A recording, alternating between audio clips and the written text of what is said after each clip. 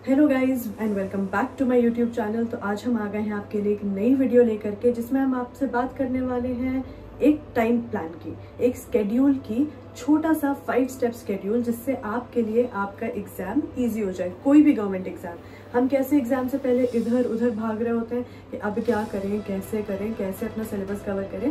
तो इसके लिए हमने आपके लिए एक छोटा सा स्केड्यूल बनाया है, जो आपके लिए आपका कोई भी एग्जाम क्लियर करना, कोई भी गवर्नमेंट एग्जाम क्लियर करना ईजी कर देगा। ओके, तो हम स्टार्ट करते हैं वीडियो से। तो हमारा पहला पॉइंट है analyse your strengths and weaknesses. जैसे हर इंडिविजुअल के डिफरेंट स्ट्रेंथ्स हैं, डिफरेंट वीकनेसेस हैं, वो आपको खुद एनालाइज करने पड़ेंगे कि आप स्ट्रेंथ क्या हो सकती है। आप किसी सब्जेक्ट में अच्छे हो, ठीक है, तो आपकी वो स्ट्रेंथ है। और मेरी वीकनेस क्या हो सकती है कि मैं ज़्यादा टाइम तक कॉन्सेंट्रेट नहीं कर पाती, तो that could be my weakness. ठीक है, तो इस तरह हर इंडिविजुअल की different strengths and different weaknesses हैं। तो वो अगर आप अपने एग्जाम से पहले ही फिगर आउट कर लें कि जैसे अगर एक वीकनेस ये भी हो सकती है I am a slow writer, ठीक है, तो हमें इस चीज़ पे पहले से वर्क करना स्टार्ट करना पड़ेगा कि हमें पता हो कि हमारी स्ट्रेंथ्स क्या है, जो हम उस पर फोकस कर करके अपनी वीकनेसेस को सुधार सकें। ठीक, तो हमारा पहला पॉइंट हो गया analyse your strengths and weaknesses. फिर हमारा दूसरा पॉइंट है कि हम अपने स्टडी आवर्स को एलोकेट करें प्रॉपरली।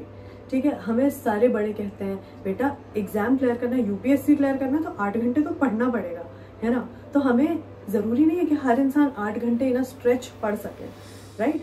तो हमें उसके लिए पता होना चाहिए कि हम कितनी देर पढ़ सकते हैं। कि मैं 2-2 घंटे कर करके 8 घंटे पूरे करूं, या मैं इन स्ट्रेच 8 घंटे पूरे करूं। और जरूरी नहीं है कि 8 घंटे हो, आपको पता होगा कि आप कितनी देर पढ़ करके अपना सिलेबस कंप्लीट कर सकते हो डेली बेसिस पे, है ना। तो आपको इस चीज का ध्यान रखना है कि आपको अपने स्टडी आवर्स अकॉर्डिंगली एलोकेट करना है। प्लस आपकी सिर्फ पढ़ाई नहीं हो सकती है। एक इंसान को 7 से 8 घंटे की नींद भी जरूरी है, 3 टाइम का खाना भी जरूरी है, और उसके साथ साथ थोड़ी ताजी हवा भाई सबको चाहिए होती है, किसको नहीं चाहिए, है ना। तो आपको फ्रेश एयर भी मिलना बहुत जरूरी है। तो आपको याद रखना है कि आपका स्टडी प्लान ऐसा होना चाहिए कि आपके पास हर चीज का टाइम हो। आप सो भी पाओ टाइमली, आप खा भी पाओ टाइमली, और अपने दोस्तों से मिल लो, आप बाहर चले जाओ, थोड़ी फ्रेश एयर ले लो। ठीक, तो हमारा दूसरा पॉइंट हो गया एलोकेट योर स्टडी आवर्स। ठीक है, फिर हमारा तीसरा पॉइंट आता है कि आपके जो गोल्स हैं वो रियलिस्टिक होने चाहिए। अब अगर आप ये सोच लो कि हाँ भाई हम तो 1 हफ्ते में सारा सिलेबस कवर करेंगे, नहीं, वो तो रियलिस्टिक नहीं हो सकता। आपको पता है कितना सिलेबस होता है, तो नहीं, ये रियलिस्टिक गोल है ही नहीं। तो आपको अपना गोल इस तरह बनाना है कि आप धीरे धीरे करके आप कितना एक दिन में कितना पूरा कर सकते हो पोर्शन। अगर एक सब्जेक्ट की बात कर रहे हैं तो आप एक दिन में कितना पोर्शन उसका कंप्लीट कर सकते हो, उसके हिसाब से आपको एक गोल सेट करना है, जो कि रियलिस्टिक होना चाहिए, कुछ भी नहीं होना चाहिए। ठीक है, तो हमारा तीसरा पॉइंट हो गया रियलिस्टिक गोल्स। ठीक, फिर चौथा पॉइंट आता है रिविजन टाइम। बहुत ही जरूरी है रिविजन टाइम। भाई इतना सिलेबस है, इतना ज्यादा सिलेबस है, कैसे आप हर चीज याद रखोगे अगर आप रिवाइज नहीं कर रहे हो, राइट। तो आपके पास इतना टाइम होना चाहिए एग्जाम से पहले कि आपने जो कुछ पढ़ा है, जितना पढ़ा है, आप उसको रिवाइज कर सको। ओके, एंड रिविजन कब आता है, जब आप अपने स्टडी आवर्स सही से एलोकेट करते हो, जैसे कि मैंने पहले बोला था। ठीक है, तो आपको रिविजन करना बहुत ही जरूरी है कि आप सब पढ़ चुके हो, आपका पूरा सिलेबस पूरा हो गया है, आपका टाइमली सारा सिलेबस पूरा हो गया है, तो आप धीरे धीरे रिविजन पार्ट पे मूव करना स्टार्ट करते हैं कि आपने जो पहले पढ़ा था आपको क्या याद होगा। अगर एकदम से आपसे कोई पूछ ले कि हाँ भाई उस दिन तुमने क्या पढ़ा था, नहीं ना, तो आपको वो पॉइंट्स याद रखने चाहिए कि क्या पता आपने जो चीज इतने पहले पढ़ी थी वो अब पेपर में हो और वो आप भूल चुके होगे, क्योंकि आपने इतना ज्यादा उसके आगे पढ़ लिया है। करेक्ट, तो आपको ये चीजें ध्यान में रखनी पड़ेंगी कि आपको रिविजन के लिए टाइम निकालना ही निकालना है एग्जाम से पहले। तो आप अपने स्टडी आवर्स को इस तरह फिक्स करिए कि आपका सिलेबस टाइमली कंप्लीट हो जाए, और फिर आपके पास रिविजन का टाइम हो, जिसमें आप रिवाइज कर लो, आपने जितनी चीजें पढ़ी, आप जो भूल गए हो, आपके माइंड में सारा फ्रेश हो एग्जाम से पहले।